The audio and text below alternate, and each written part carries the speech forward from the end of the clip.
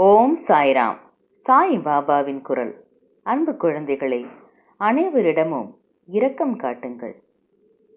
இரக்கம் இல்லாதவர்களை நாம் மனிதர்கள் என்று சொல்ல முடியுமா?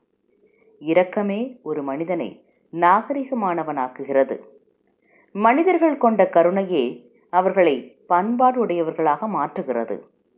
அனைவரும் அடுத்தவர் மேல் இரக்கத்தோடு இருப்பார்கள் என்றால் பிறகு உலகில் சண்டைகள் ஏது, சச்சரவுகள் ஏது?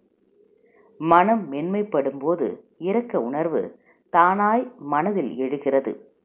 ஆதி மனிதன் நாகரிகம் அடைந்ததன் வெளிப்பாடுதான் அவனது இரக்க உணர்வு. உங்களிடம் கடுமையாக நடந்து கொள்பவர்களிடமும் கருணையாக இருங்கள். ஒருவர் உங்களிடம் கடுமையாக ஏதேனும் பேசினால், என்னவாயிற்று, உங்கள் நாள் சரியாக அமையவில்லையா என்று கேளுங்கள். நிலைமை அப்படியே மாறிவிடும்.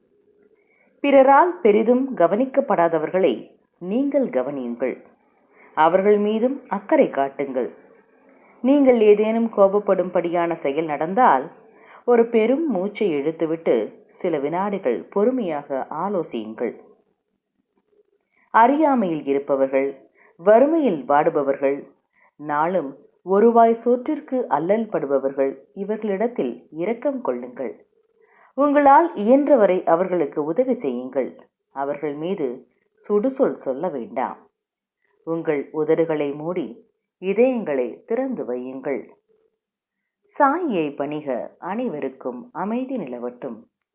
என்றும் உங்கள் நலம் விரும்பும் பராசக்தி.